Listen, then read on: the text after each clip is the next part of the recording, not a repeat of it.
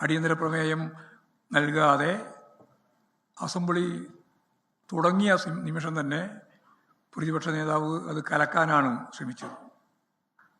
അപ്പോൾ മന്ത്രിമാരുൾപ്പെടെ പറഞ്ഞു, നിങ്ങൾക്ക് അടിയന്തര പ്രമേയം നൽകുക, നോട്ടീസ് കൊടുക്കാം.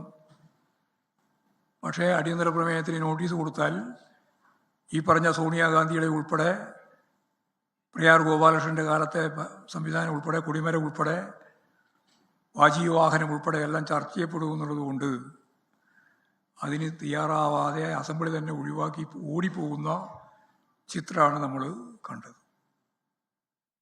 ഇതാണ് ഇന്നത്തെ പ്രതിപക്ഷത്തിൻ്റെ ഒരവസ്ഥ. അപ്പോൾ നിയമസഭയിൽ നിന്ന് അവർക്ക് ഒളിച്ചോടേണ്ടുന്ന അവസ്ഥയുണ്ടായി. മന്ത്രിമാർ വെല്ലുവിളിച്ചു പറഞ്ഞു, നിങ്ങൾ അടിയന്തര പ്രമേയം കൊണ്ടുപോകാം, നമുക്ക് അടിയന്തര പ്രമേയം ചർച്ച ചെയ്യാം. അതാണ് അവർക്ക് ഏറ്റവും വലിയ പ്രയാസം. അടിയന്തര പ്രമേയം കൊണ്ട് ഇറങ്ങിപ്പോകാൻ പ്രശ്നമില്ല. പക്ഷേ അടിയന്തര പ്രമേയം വരികയും അതിൻ്റെ മേലെ ചർച്ച നടത്തുകയും ചെയ്താൽ പ്രതിക്കൂട്ടിലാവും എന്ന് മനസ്സിലാക്കിയിട്ട് അവരിൽ നിന്ന് ഒളിച്ചോടി പോകുന്ന സ്ഥിതിയാണ് ഉണ്ടായിട്ടുള്ളത്. മറ്റൊരു പ്രധാനപ്പെട്ട പ്രശ്നമായിരുന്നു കോർപ്പറേഷനിൽ ഭൂരിപക്ഷമില്ലെങ്കിലും ഒന്നാമത്തെ കക്ഷി എന്ന രീതിയിൽ ഭരണത്തിലേക്ക് വന്ന BJP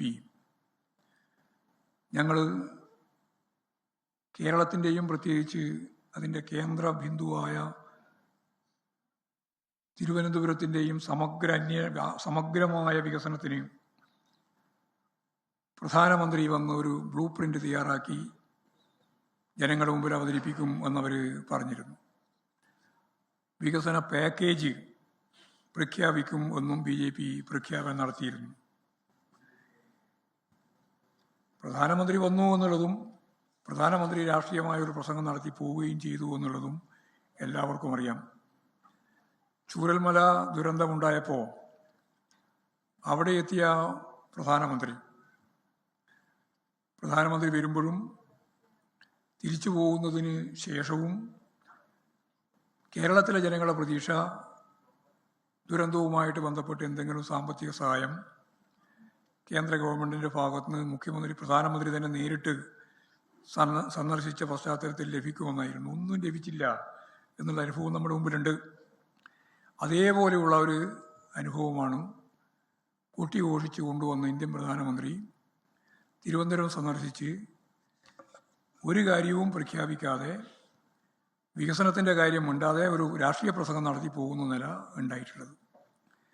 അത് വലിയ രീതിയിലുള്ളൊരു കബളിപ്പിക്കൽ പ്രസ്ഥാനമായിട്ട് മാറി എന്ന് ജനങ്ങൾ ഇപ്പോഴും മനസ്സിലാക്കുകയാണ്.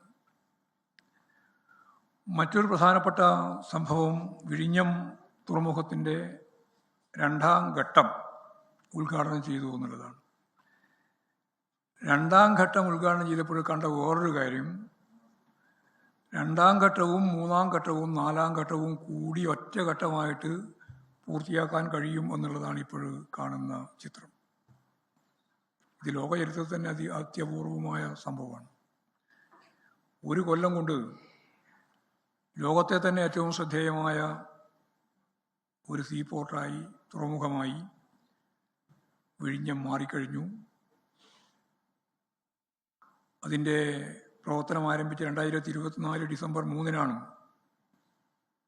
പ്രവർത്തനം ആരംഭിച്ചത്. അതിനുശേഷം യഥാർത്ഥത്തിൽ ഒരു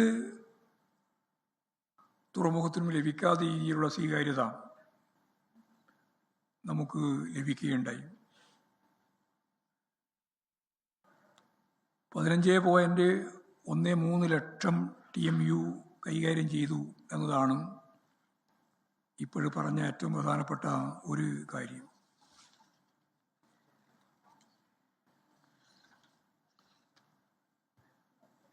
രണ്ടാം ഘട്ടത്തിൻ്റെ ഭാഗമായിട്ടുള്ള ശേഷി 10 ലക്ഷം TUവിൽ നിന്ന് 50 ലക്ഷം TU ആയി അത് ഉയർത്തും എന്നുള്ളതാണ്. ലോകത്തെവിടെയായാലും ഏത് സമയത്തും 24 വാർത്തകളും ഓഗ്മെന്റഡ് റിയാലിറ്റി പാക്കേജുകളും എക്സ്പ്ലെയിനറുകളും വിശദമായി കാണാൻ ഞങ്ങളുടെ യൂട്യൂബ് ചാനൽ നിങ്ങൾക്ക് സബ്സ്ക്രൈബ് ചെയ്യാം.